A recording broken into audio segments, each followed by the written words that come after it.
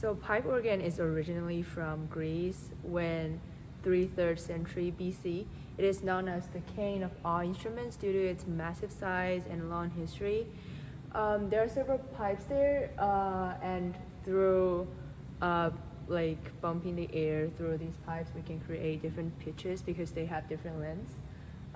They are usually made of metal or wood, and the pipe organ is usually installed in churches. For example, here is the school chapel in my school, and it's used for chapel services to play some classical and sacred music.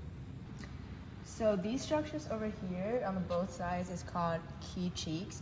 It is like wooden frames for organists to grab when they're playing pedal solo, so they have other things to grab so they can like hold their balance and don't fall from the chair. And here's our 3 menus for hands. This is swell, this is great, and this is the choir menu. And here is the pedal board for feet, and there's some like pedals over there to control the volume of the pedal and the organ. These little knot here is called stops, and these like control one or several pipes.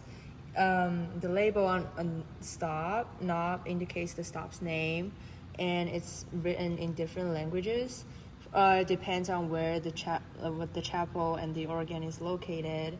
To facilitate a large range of timbres, organ stops exist at different pitch levels, and it's indicated on their names. For example, here we can say it's like 8, so which means it is 8 pitch, which means the pipe it controls is 8 foot, and a stop that sounds an octave higher is at 4 pitch. So 8 pitch is the same sound, and 4 pitch, for example, octave, is like an octave higher.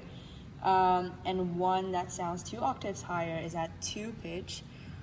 We cannot really see it here, but like we can see there's like a 2 pitch over here, and a stop that sounds an octave lower than the unison pitch is at 16, which is usually in the pedal, and one that sounds 2 octaves lower, for example, is 32 pitch.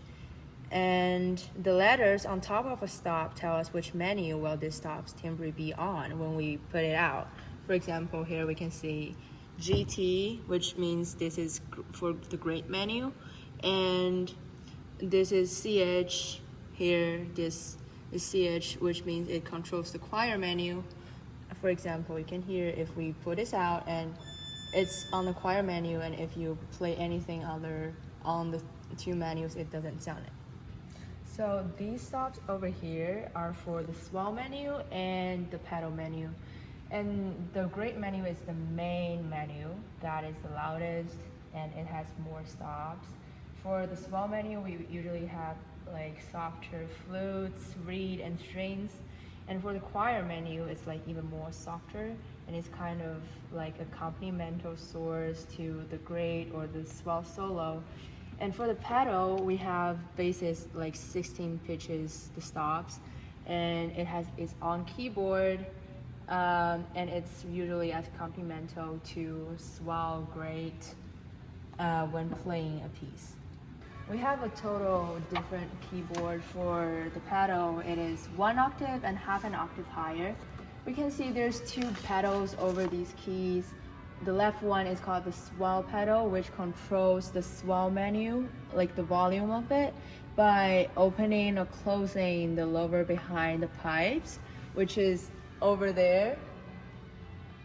And the other pedal on the right is called, it kind of controls the whole organ. It's called crescendo pedal. So when you open it, like it kind of just add or retired the stops in a predominated order. That's why the organ could be like more loud sometimes and like softer when you just like controlled by that pedal.